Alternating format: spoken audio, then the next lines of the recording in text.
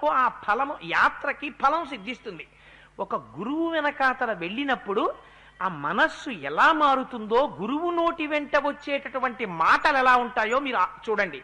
వాల్మీకి మహర్షి రచన అంటే ఎంత గమ్మత్తుగా ఉంటుందో చూడండి.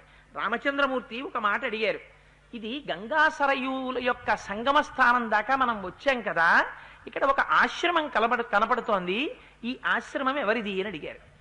అడిగితే ఆయన అన్నాడు, మహానుభావుడు విశ్వామిత్రుడు, కృతోద్వాహంతు దేవేశం గచ్చంతం సమరుద్గణం దర్శయామాస దుర్మేధ హుంకృతశ్చ మహాత్మన.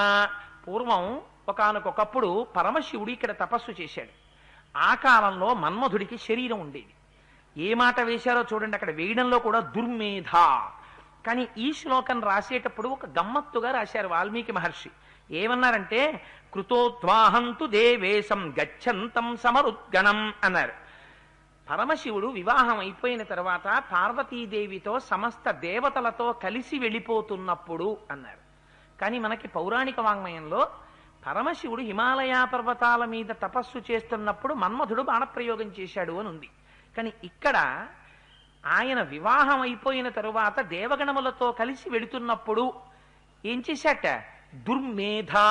దుర్మేధ అంటే ఏమిటి? ఎప్పుడు దుర్మేధ అంటారు? అహంకారం ప్రబలిపోతాయి.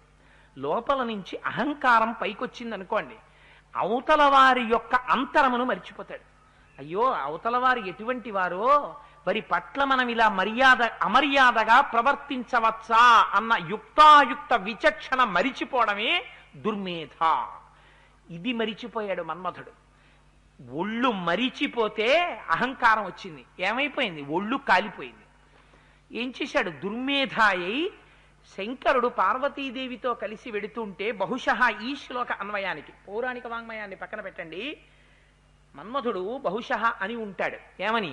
నేను చేసిన బాణప్రయోగం వల్ల పార్వతీదేవిని వివాహం చేసుకున్నామని. దుర్మేధ, ఇంత అహంకారం రా నీకు? నాకు కింకరుడవై నేనిచ్చిన శక్తితో ప్రాణుల మీద ప్రాణములు వేసి బ్రతికేటటువంటి అల్పజీవి నా మీద బాణములు వేశానని ప్రగల్భములు పలుకుతావా అనుకున్నట్ట పరమశివుడు.